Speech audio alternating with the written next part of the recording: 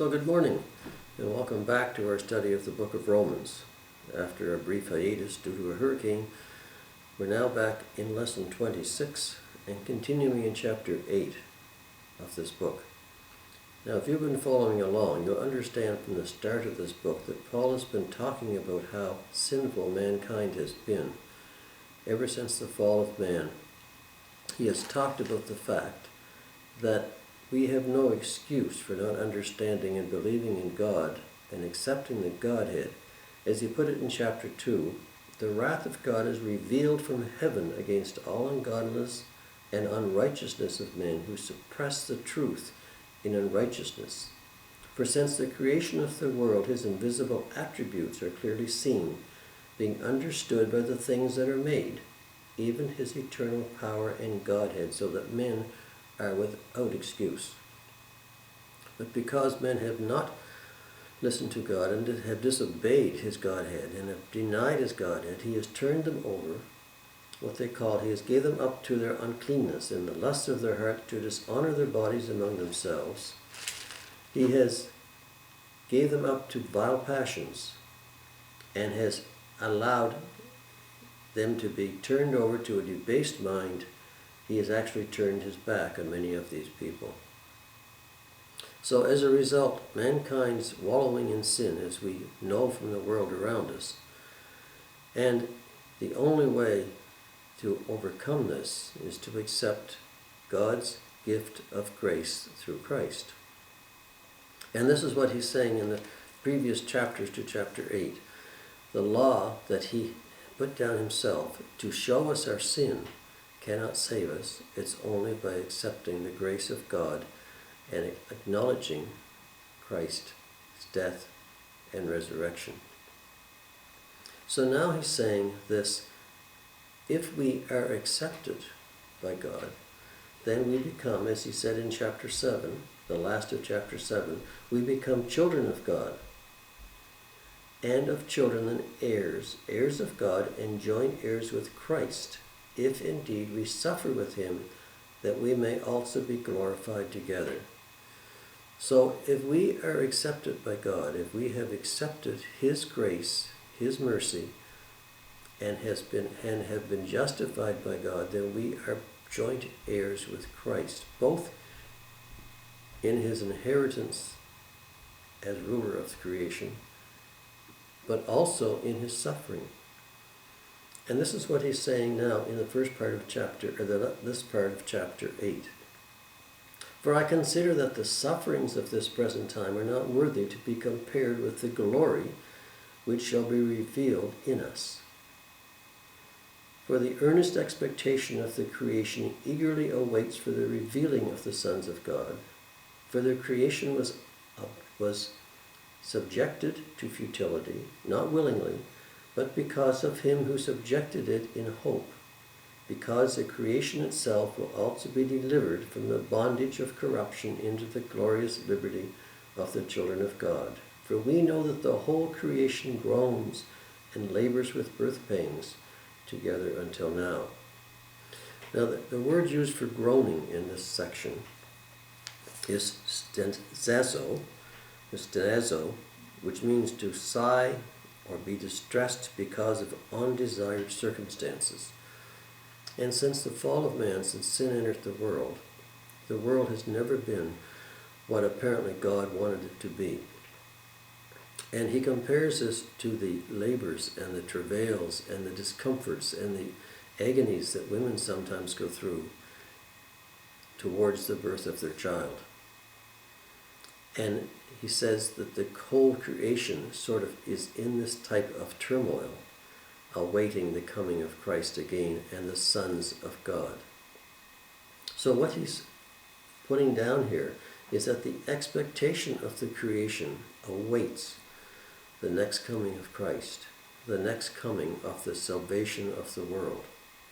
And the sufferings of this world, now we know there are sufferings all around us. We've just gone through a hurricane which caused a tremendous amount of suffering. But there are wars, there are rumors of wars, there are famines, there are floods, there are all sorts of natural disasters which cause considerable suffering to many, many people. But he says that the sufferings of this world are not equal to the glory that's revealed to those of us who have accepted Christ. It says in 1 Corinthians chapter 2 that eye has not seen, nor ear heard, nor have entered into the heart of man the things which God has prepared for those who love him. So he is saying here that the sufferings that we are going through now, the travails, the discomforts, the agonies that we are going through here, now are no comparison to the glories that await us when Christ returns.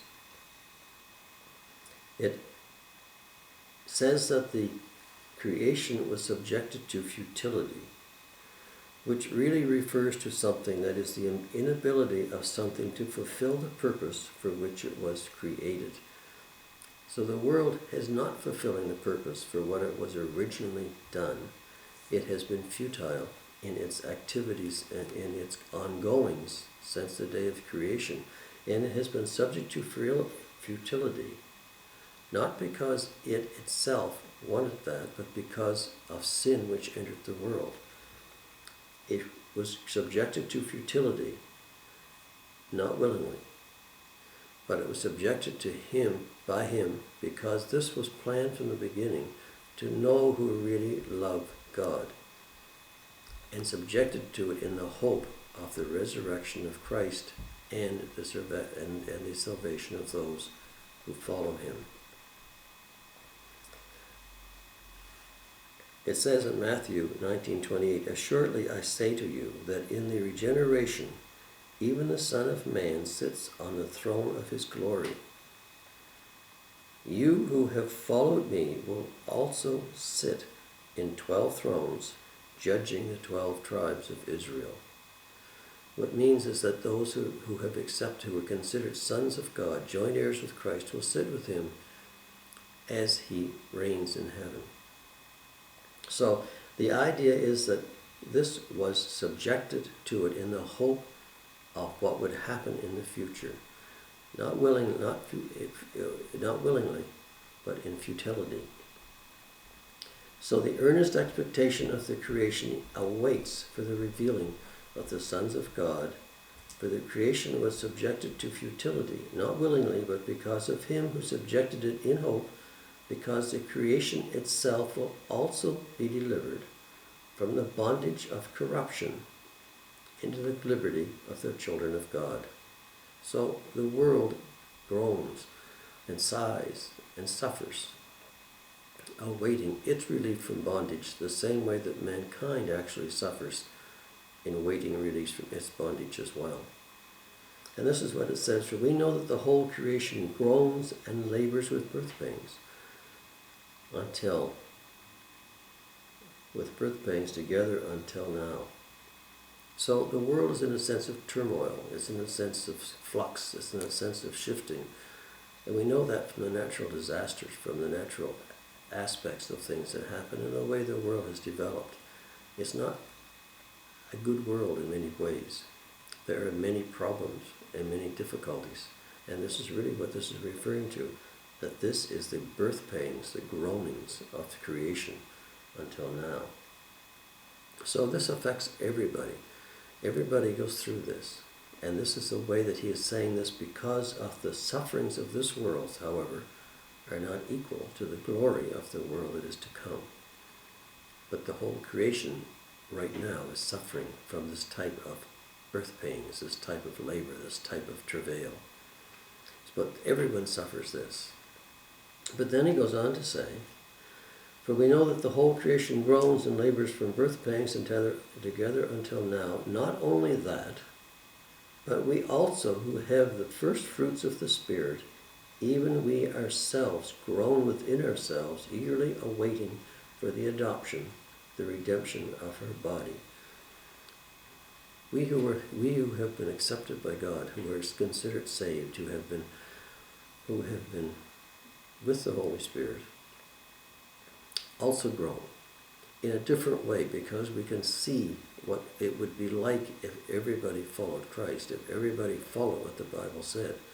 We can see what the world would be like. So this puts us in a different perspective in many ways from others.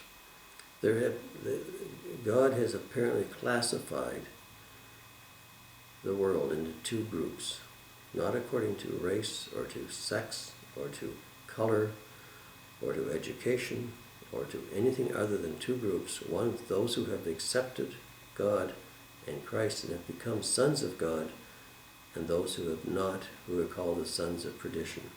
This is a separation of people. But those who have accepted Christ and have really become joint heirs with Christ still suffer, still groan, because we can see what the world should be like, could be like, would be like, if everyone followed the Bible. But we accept this because we have the hope of what's going to come. This is what it says: the sufferings of this time are not worthy of the glories that which shall be revealed later to us. And this is what it says in 1 Corinthians, that we have not seen or heart has not considered what God has in store for those who love him. And it says in the same way in 1 Corinthians, if this life only we have hope in Christ, we are of all men most pitiable, because it's not for this world only, it's for what happens in the next. It says also in 1 Corinthians 15:57, for this corruptible body must put on incorruptibility, and this mortal must put on immortality. This is what we hope for. This is what we are coming. And this is what it says, for we have grown within ourselves, waiting for the adoption, the redemption of our body. Now, adoption at the time of Rome was much more significant a term than it may be today, because in Rome, even the emperors were often adopted by their previous parents. So adoption was a real sense of being welcomed into a family, of being made a part of the family, and of being made unnecessarily a part of leadership. So when he says we welcome the adoption, eagerly awaiting for the adoption, this is a very important term which was used in Paul's time to make sure that one was welcomed into a family and made part of that family. And it says here, this means that our corruptible body will become incorruptible and our mortality will become immortal. For in 2 Corinthians chapter 4, verse 17, for it says, for our light affliction momentarily works for a more exceedingly and eternal weight in glory. So these are some of the things which we groan for, we wait, we anticipate, we hope for, but we agonize over this act of adoption, which will give us the immortality in the next life.